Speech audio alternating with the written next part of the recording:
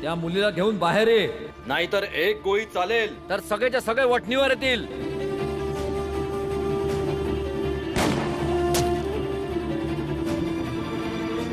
एका अस्पृश्य जातीच्या पोराचं एका स्पृश्य जातीच्या पोरीवर प्रेम करणं, धरतीनं आकाशाच्या मिलना एवढं, त्याच्यापेक्षा मी जास्त खूपच अशक्य आहे. नाही, मी आता राणीवर कुठल्या बी प्रकारचं संकट येऊ नाही देणार. मग काय करणार आहेस?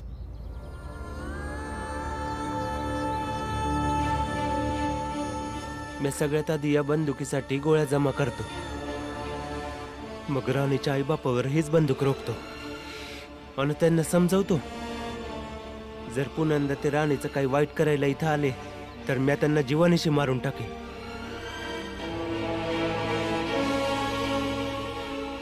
तुला काय वाटतं? ते लोक घाबरणार आहेत आणि बाकीचे लोक गप्प बसणार आहेत? भले तसं नाही झालं, पण मी तर माझं कर्तव्य करणारच ना बाबा. हे बघ बाळा, ही चांगली गोष्ट आहे की तू कोणासाठी तरी विचार करतोयस. पर बाळा, राणी एक स्पृश्य समाजातील विधवा आहे. तिच्यासाठी आपल्या हद्दी पलीकडे जाऊन विचार करणं तुझ्यासाठी चांगलं नाही आहे. ती ज्या स्पृश्य समाजाची आहे ते लोक तिला मारायला बघतायत आणि मी अस्पृश्य असून सुद्धा तिला वाचवायला बघतोय. मग तुम्हीच सांगा, आम्हा दोघांमध्ये चुकीचा कोण आहे? तू बरोबर आहेस, पर तुझी आई भी बरोबर आहे की संबंधांमध्ये मेळ असणं लय गरजेचं आहे. कोणाची मदत करणं, त्याची सेवा करणं, त्याच्या येणाऱ्या भविष्याची चिंता करणं, हे काय चुकीचं आहे का?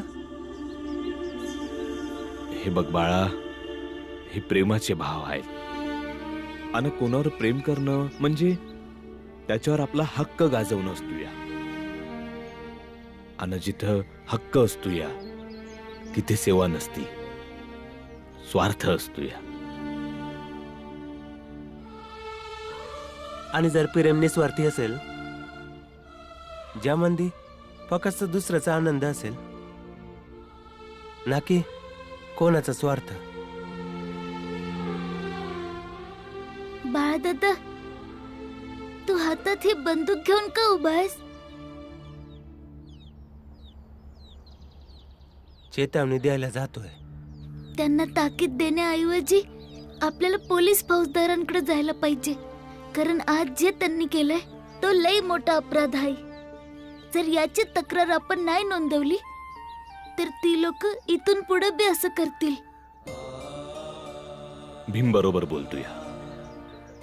बाळा, ही बंदूक मला दे, हिला आम्ही पोलिसांकडे घेऊन जातो.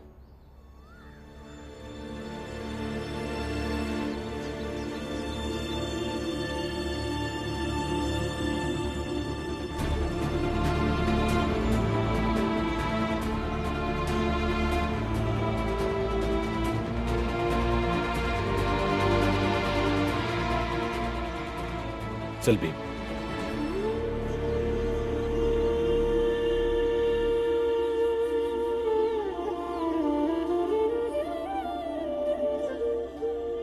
ताई, वैद्यबुवांनी उपचारांसाठी काही पानं सांगितलीये, मी घेऊन येते.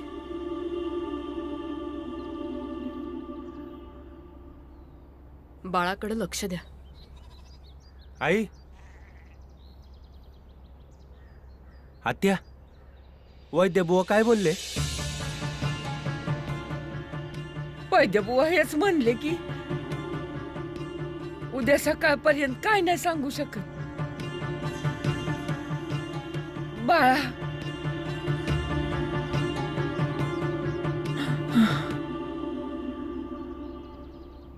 याच बंदुकीतनं गोळी चालवली होती. जिला गोळी मारली गेली ती पोरगी अजून बेशुद्ध आहे आणि मारणारा दुसरा कोणी नाही तर तो मुलीचा सख्खा बाप आहे, ज्याचे आम्ही साक्षीदार आहोत. आणि आमच्यासारखे आणखीन काही लोक याचे साक्षीदार आहेत. पर पोरीच्या बापानं नुसती गोळी चालवली पर चालवून घेतली महाराजानं. ते जेव्हापासनं आमच्या गावात आले तेव्हापासनं गावातील लोकांच्या मनात जाती आणि धर्माच्या नावाचं विष पेरतायत. अस्पृश्य लोकांचं जगणं कठीण झालंय. ते माझ्या संघ अन माझा मुलगा बाळा संघही अपमानास्पद वागले. पूर्ण गावात द्वेष भावना पसरवत आहेत आणि त्यांच्या विरोधात बोलणाऱ्यांचंही जिणं मुश्किल करून टाकतात. हो, आणि बैलाताईला देवदासी बनवण्याचं कारस्थान बी केलं होतं यांनी. आणि आता हे नवीन नाटक करतायत. जर तुम्ही थोडी चौकशी केली तर महाराजांच्या विरोधात बी पुरावे मिळून जातील. फक्त तुम्ही महाराजांना न भीता प्रामाणिकपणे काम केलं तर. मी तुम्हाला यासाठी सांगतोय कारण तुमच्या आधी इथं काही अधिकारी होते. ते आमचेच कान उघडणी करायचे. भीमराव, रामजी, प्रशासनामध्ये खूप लोक भ्रष्ट असतात, पण या सोबतच काही मुठभर लोक प्रामाणिक आणि चांगले चरित्राचेही असतात. लोकांचा विश्वास आणि प्रशासनाची प्रतिष्ठा याच मुठभर लोकांमुळे शाबूत असते. म्हणून विश्वास ठेवा. आपल्या मुलीचे प्राण घेणारा तो बापही पकडला जाईल आणि त्याला चेतवणारा तो महाराजही. चला.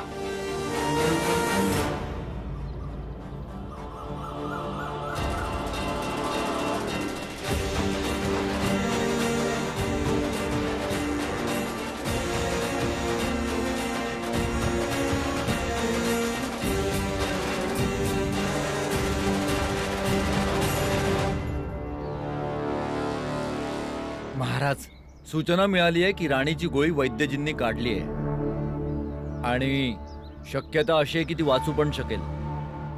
अतिउत्तम. आणि ती वाचायलाच हवी होती. महाराज, मग तर तिला शिक्षा मिळायला पाहिजे. मूर्ख माणसा, आत्ता कुठे ती मृत्यूला झुंज देऊन मृत्यूच्या दारातून बाहेर आलीये आणि तू तिला शिक्षा देऊया असं म्हणतोयस. तिला थोडा वेळ तर द्या. बरं होऊ द्या तिला. कारण जेव्हा मनुष्य कुठल्या शिक्षेचा त्रास सहन करतो तेव्हा फक्त आणि फक्त शिक्षेचाच त्रास व्हायला हवाय. दुसरा कुठलाही त्रास नको. महाराज, महाराज, संकट आलंय महाराज, संकट आलंय. बुद्धी भ्रष्ट झाली त्या सगळ्यांची. काय अनर्थ झालाय? कोणाची बुद्धी भ्रष्ट झाली? ते जे नवीन मोठे अधिकारी आलेत त्यांच्याकडे रामजी आणि भीमराव तुमची तक्रार घेऊन गेलेत आणि आता ते इथे तुम्हाला अटक करायला येत आहेत. महाराजांना अटक करायला येत आहेत.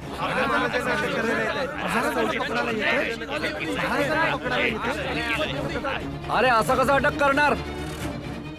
येऊ दे त्यांना, आम्ही पण बघून घेऊ. अरे पोलिसांसमोर तुम्ही लोक काय करणार? महाराज, आमचा जीव गेला तरी बी चालल, पण तुम्हाला हात नाही लागू द्यायचो. काय भावांनो? बरोबर आहे महाराज. मग आम्हाला काहीही करावं लागलं तरी चालेल, पण आम्ही तुमच्यावर कुठलं अरेस्ट येऊ देणार नाही. अरे तुम्ही सगळे मेलात तरी सुद्धा ते मला घेऊन जातील. मला लवकरच काहीतरी करावं लागेल.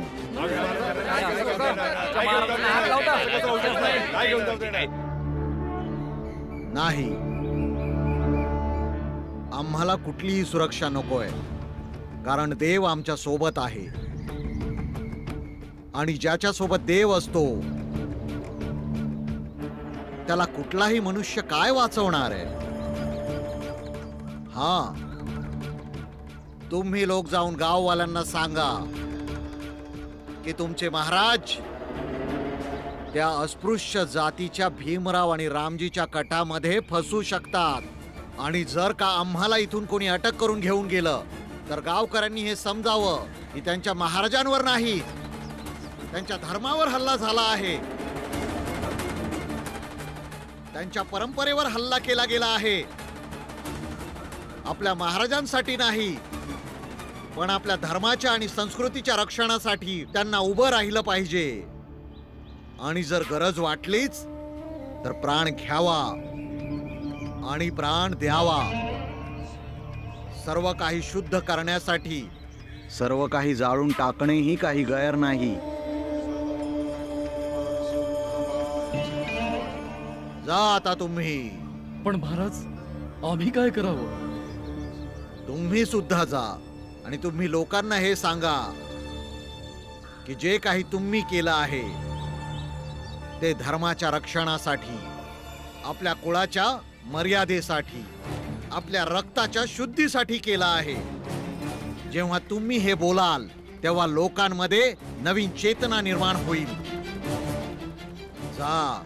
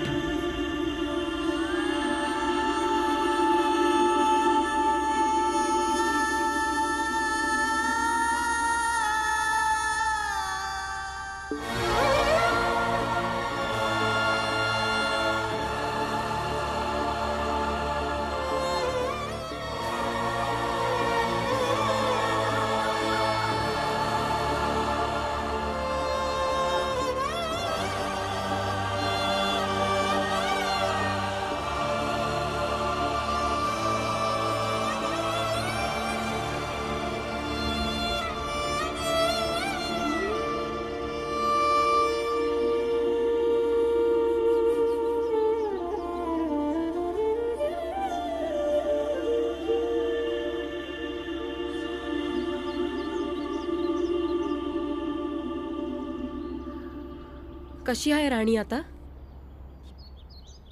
बरी आहे.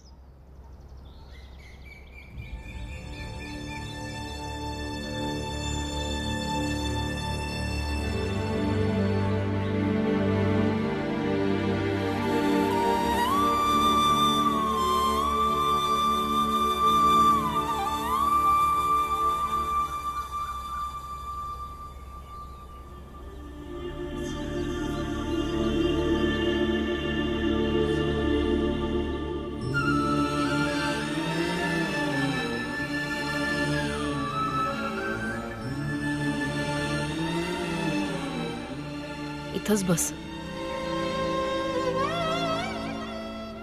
जवाबीला जराशी बी शुद्धी येईल ना, वैद्यबुवांनी औषध द्यायला सांगितलंय.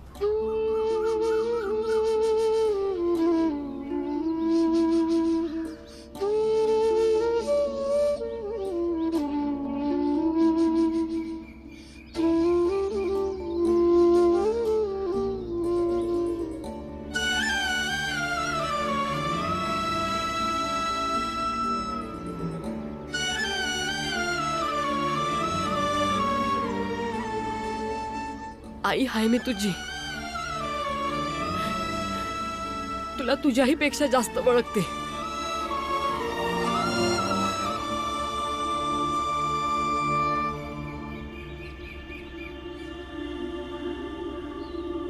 माझ्या समद्या लेकरांमध्ये सगळ्यात जास्त भाऊ खायस तू.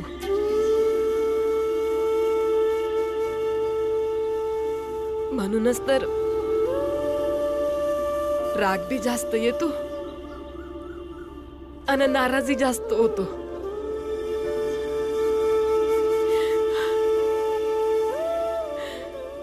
आणि प्रेम बी लईच जास्त करतो.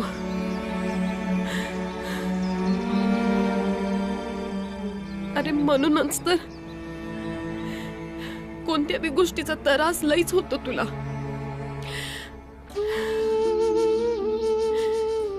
याच कारणामुळे विरोध करते तुला. विरोध करते तुला त्या मार्गावर जायला जे तुला कुठं बी नाही घेऊन जात.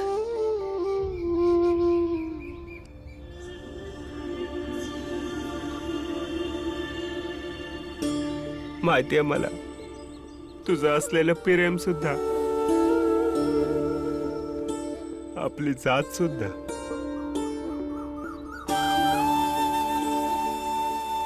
आणि असल्या मार्गांना सुद्धा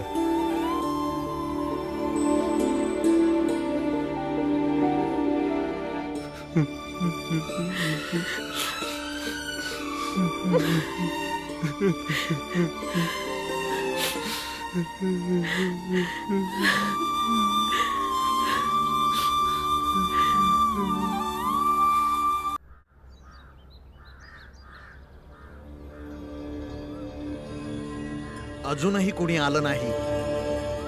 हे गाववाले सर्व मेले की काय?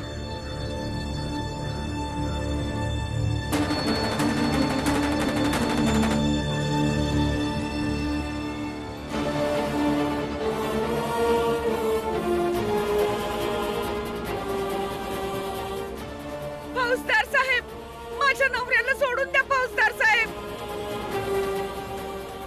हे लोक तर आले. आता आम्ही काय करावं? काहीतरी करावंच लागेल. यांचा काही दोष नाहीये. फौजदार साहेब यांनी काहीच केलं नाहीये. फौजदार साहेब यांना सोडून द्या. फौजदार साहेब, ऐका ना माझं. यांनी धर्मासाठी आपल्या रक्ताची आहुती देण्याचा प्रयत्न केलाय. फौजदार साहेब, कोण म्हणतं की यांनी जे पाप केलं आहे ती आहुती आहे? महाराज म्हणतात की धर्माच्या रक्षणासाठी अनेकदा आपल्या प्राणांची आहुती द्यावी लागते. आपल्या माणसांचा बळी देखील द्यावा लागतो. बरं झालं तुम्ही स्वतः सांगितलं की ह्या कामासाठी महाराजांनी तुम्हाला भडकवलंय. चला आता या जेल यात्रेमध्ये तुमच्या सोबत महाराजही असणार. फौजदार साहेब ऐका ना. फौजदार साहेब असं नका करू. फौजदार साहेब,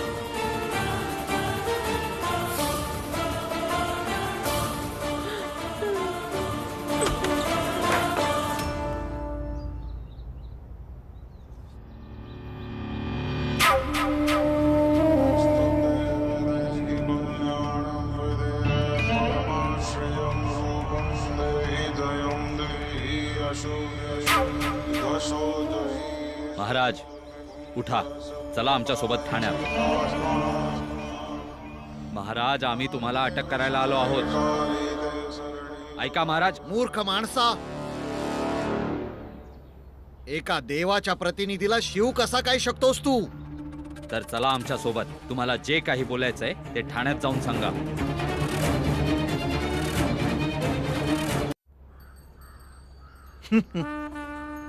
तशी एक गोष्ट तर बरी वाटली. हे अस्पृश्य जातीचे लोक आपली मर्यादा ओळखून बाहेर उभे राहिले.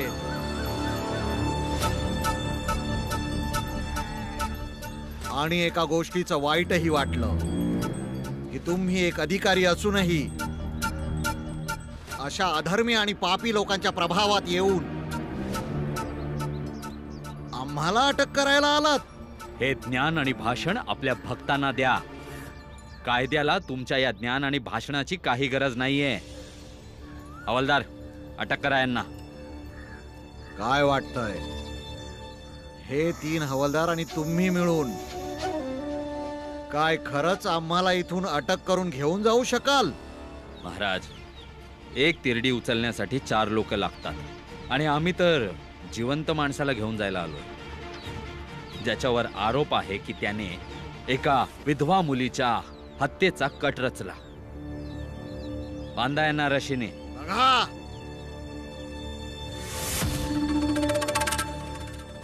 आम्ही एकटे नाही आहोत. देव आमच्या सोबत आहे आणि देवावर विश्वास ठेवणारी हे सर्व लोक आमच्या सोबत आहेत. तर कोणाकोणाचे हात बांधणार तुम्ही? भावांनो, आम्ही आपल्या महाराजांना असं घेऊन जाऊ देणार नाही. आमच्या महाराजांना कोणीच नाही घेऊन जाऊ शकत. आम्ही महाराजांना असं घेऊन जाऊ देणार असं जाऊच नाही. नाही देणार आम्ही आमच्या महाराजांना.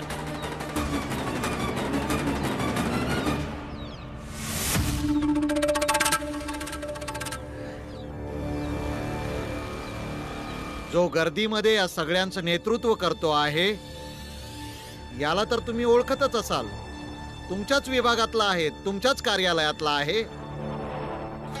असे धार्मिक लोक आणि आम्हाला देवासारखे मानणारे लोक